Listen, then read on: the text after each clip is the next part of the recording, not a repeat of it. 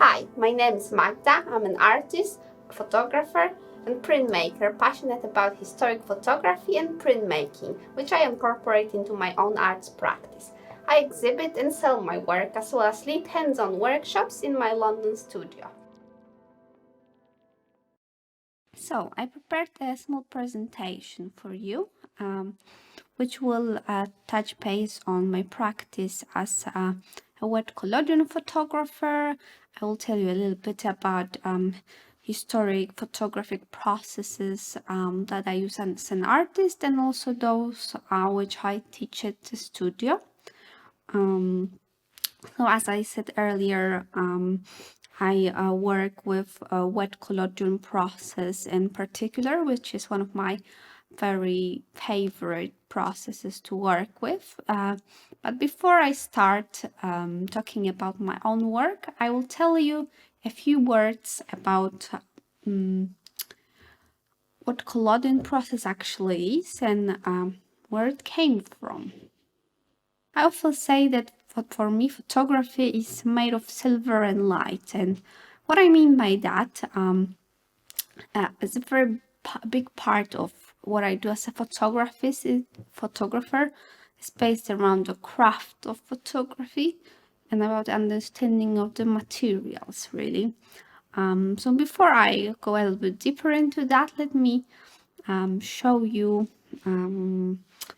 a few facts from history photography that I think are really important, that I think everyone who is remotely interested in photographer should know about. And these are all the great inventors of photography, pioneers really, that have inspired me. That I think a really important aspect of our contemporary visual culture is to build upon the knowledge of the past and to reflect on it. And none of us photographers would be in here today if not for these guys. So I'm gonna tell you a short story about each of them. So to begin with, a little bit of a history class to start with. And starting from very beginning, we have Nis for Nips and Louis Daguerre. Perhaps some of you have heard about the daguerreotype, which is regarded as one of the first really photographic technique that has been invented and given to the world by Mr. Louis Daguerre. But not many know that before him, and actually in collaboration with him, worked Nis for Nips, a Frenchman that was very much about finding a way of reproducing the world in sort of more objective way, if you can say so. It already sounds a little outdated today, but that was his objective, really. He wanted to represent the world, represent the details in a way that painting couldn't.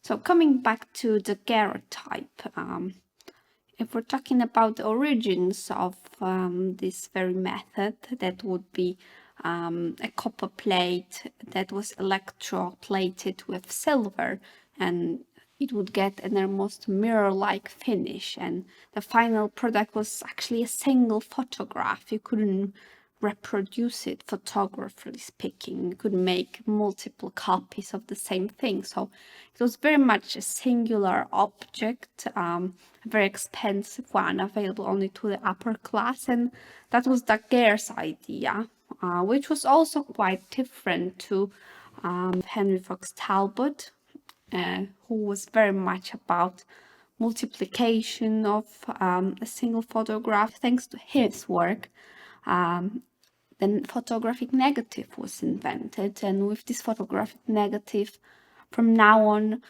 we were able to multiply photographers in numerous images and affordable for the masses. on this small timeline. All of these photographs are actually of the inventors are actually taken with the very process that they have invented. So we have the Daguerre of type of Mr. Daguerre, and we have a salt paper print of Henry Fox Talbot. And the next one line, with many before and in between, it's Frederick Scott Archer, inventor of wet collodion process, who very much took the idea of a negative and perfected that idea to the extent that daguerreotype had. So we had a salted paper print negative, a collodion essentially, that was on paper and was very much imperfect. And we had the daguerreotype that was singular but really high in detail, and Frederick Scott Archer took those two ideas and created a collodion process in 1851, and sadly he later on died poorly because he decided he's going to give the invention of wet collodion to the world for free instead of selling his patent. So that's a sort of a little bit of a sad truth about great inventors sometimes.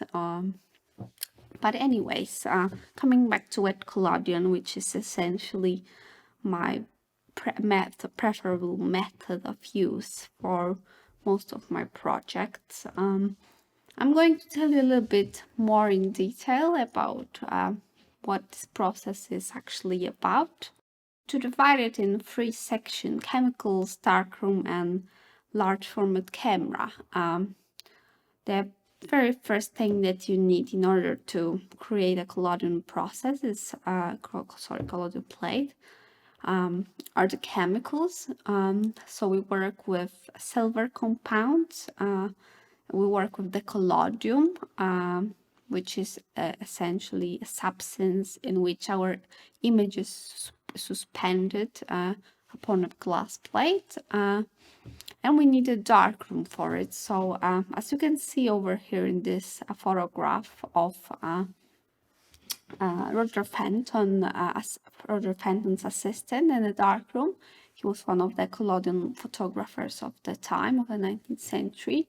You can see that photographer who wanted to take photographs using that method had to travel with a darkroom. Anywhere he went, he took a darkroom with. Darkroom was filled with all the chemicals that was needed for the process, and the name wet collodion actually comes from the fact that we have to process the plate while it's still wet.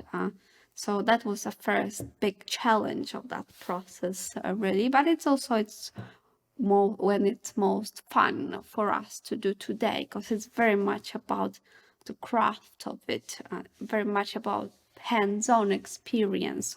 When you create this photograph entirely by yourself, you're mixing all the chemicals by yourself, you're putting those chemicals onto a bare glass plate, and in a couple of minutes you end up with a finished photograph, which is a collodion plate.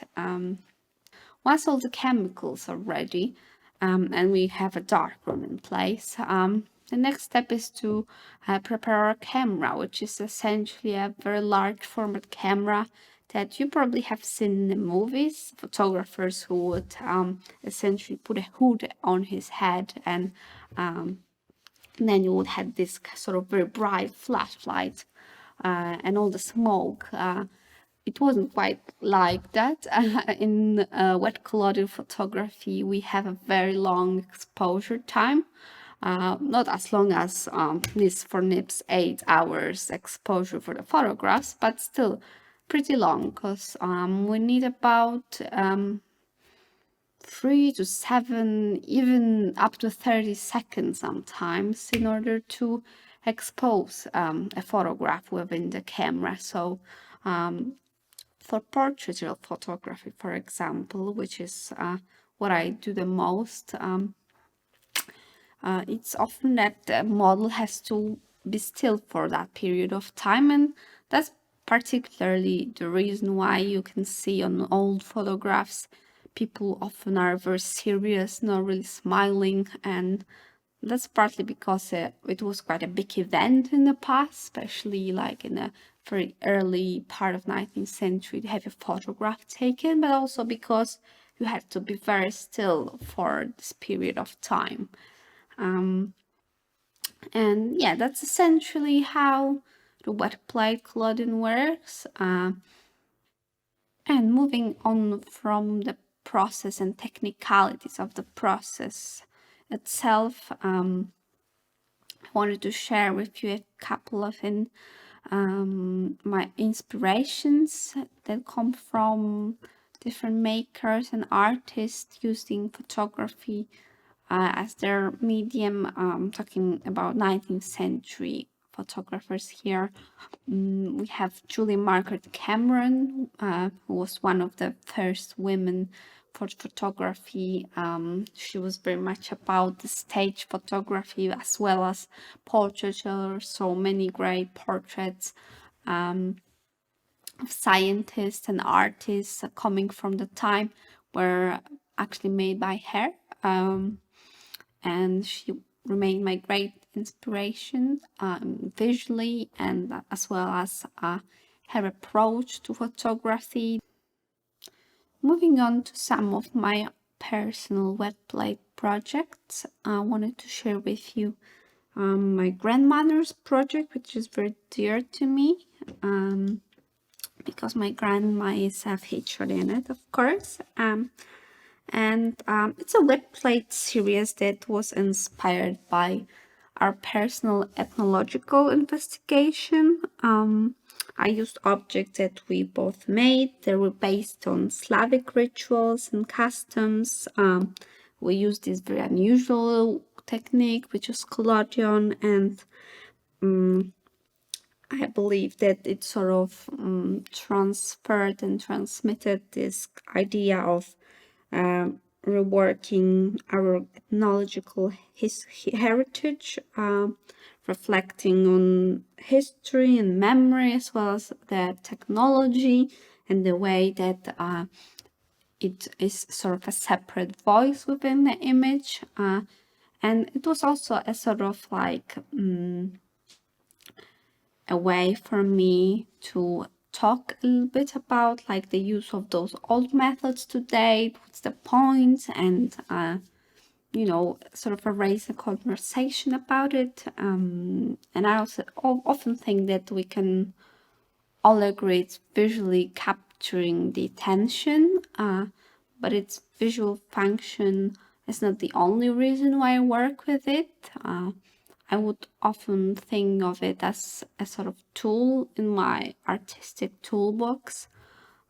It completes the image, it acts as this different sort of voice within the image. It creates a certain narrative that wouldn't be possible without it. But as a method, it also slows you down. It gives your work a sort of different vibe because you spend so much time during photographing by just creating the plate and coating it with the chemicals that the final image that you take is sort of really precious. It has a really great value to you because you've made it entirely yourself. And I think that's like the reason, the very first reason why I work with those processes. So moving on to what I do in my studio, a few words about the workshops that I teach and a couple of examples of the workshops that you can learn in my studio, as well as the wet collodion process, which I explained to you before. I also work with processes that are a little bit more simple to do, such as cyanotype, which is also one of my second favorite processes, just because it's so fun and easy to do, but also is one of the very first printmaking process really that was created in between the creation of other processes in 1942 by Mr. Herschel. And it's very much about two simple ingredients, ferric ammonium citrate and potassium ferricyanide, which when combined, they create a light-sensitive emulsion, which can be then used in order to make footprints of objects. And it's a process that I teach the most in my studio. It has a lot of popularity in the recent years because it's very simple. It gives a very beautiful botanical imprints, but you can also use it to create your very own artwork. So it has very much moved from being this very old historic method to being this sort of way of working that is alternative for artists that use it today, that can be rediscovered in many different ways. Yeah, and I think that's a great thing about these processes, that they've been invented, they've been used for a while, and then a new process came in, and the old one wasn't in use anymore. And I like to think about myself as a sort of archaeologist of photography a little bit, sort of rediscovering those and trying to see and expand its potential, yeah, and use it in a sort of creative way. And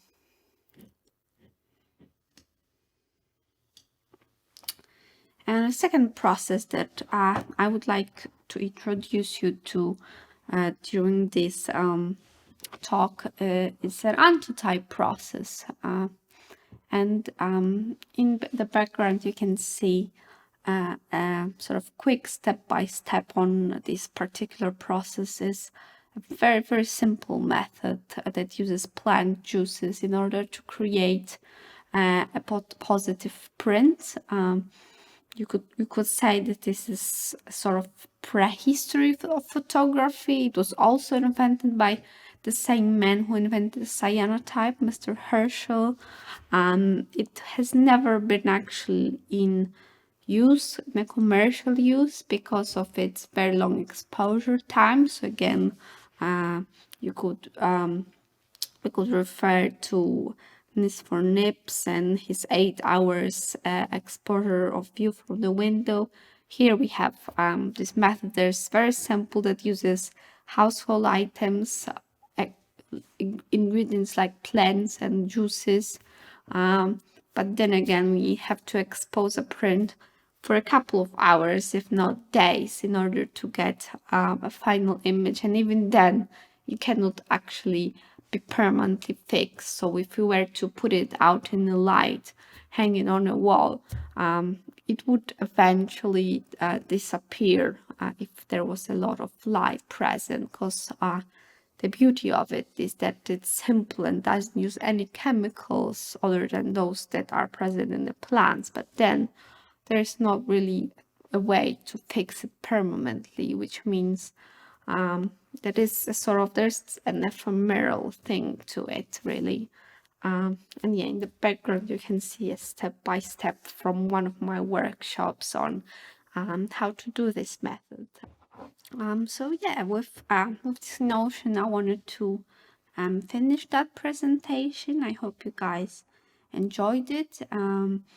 And I hope I didn't bore you too much with historical facts. I think they're really exciting, and I hope I just made you a little bit more curious about that area of photography. If you want to know more and if you want to explore it more, feel free to get in touch with me, email me, or find my details on the social media. And yeah, if you have any questions at all, please feel free to ask, or if you're interested in taking part in the workshop, which I run at the present time, they're more of an online workshop, which is sometimes it's a shame, because you would like for those processes to be a hands-on experience. But yeah, there are many different ways in order you can utilize those. So as well as the studio workshops, I also try to find myself within this online workshop world. So yeah, feel free to get in touch, to contact me, or even a comment on the presentation. And yeah, thank you very much for listening, and have a great day.